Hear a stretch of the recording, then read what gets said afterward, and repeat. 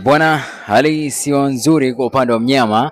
Tayari umekwisha kuchezea chuma 2-0 ikiwa ni kipindi cha kwanza, kipindi kichungu zaidi kwa wekundu wa Msimbazi Simba ambao wameshindwa kuweza kufurukuta katika mchezo huu hapa ambao imepigwa bonge moja la kona likajazwa kwa kichwa swafi mno ile chungwa dakika hizi na maarifa na mbinu yameweza kutumika katika mchezo huu na kuweza kuisababishia Simba kuweza kukubali kichapo cha mabao 2-0. Ismail Sampara, mmoja kati ya wachezaji ambao wameweza kuiandikia bao lake. Simpara Ismail pamoja na Tadeo ndio ambao mpaka sasa hivi wameweza kulebo ule uwanja kuweza kusoma mabao 2-0. Kwa hiyo tusubirie tuone ni kitu gani ambacho kitatokea hapa, ambapo tayari Stade Malien wakiwa wanaongoza dakika 24 tu, Tadeus Foman dakika 16 pamoja na Ismail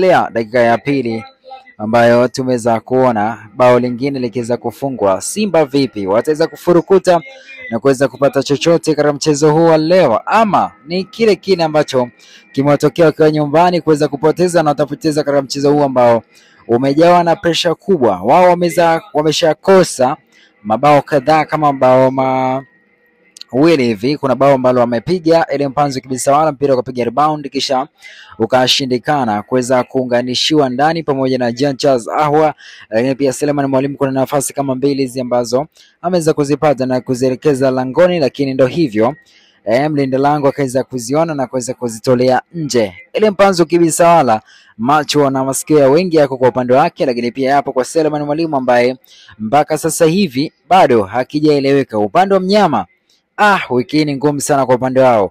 Mwenyekiti kakimbia kikao, bado maelekezo ni mengi. Mo Dewji ndo huyo anaposti kila muda kwenye Instagram yake, lakini pia uwanjani ndo hivyo wanaendelea kuchezea kichapo. Kwa upande wa meneja ndo kabisa anakuambia sitaki kwanza na striker kutokana na kile ambacho mnakitaka nyinyi, nitaanza na striker pale ambapo naona timu inataka ianzishwe au ianze na striker. Ndo hivyo tunaendelea kusubiria.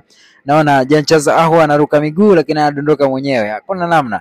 Acha tushuhudie kile ambacho kitaendelea, na ripoti yote nitaendelea kukuletea hapa kupitia PM Online. Usiache kuweza kusubscribe, lakini pia kugusa alama kengele na mtongo wa kwanza kuweza kupokea taarifa zote kubwa za kimichezo vipindi ambapo zinatokea. Simba 0 is Stade Malien inaongoza kwa 2 dakika 25 kipindi cha kwanza. Till next time.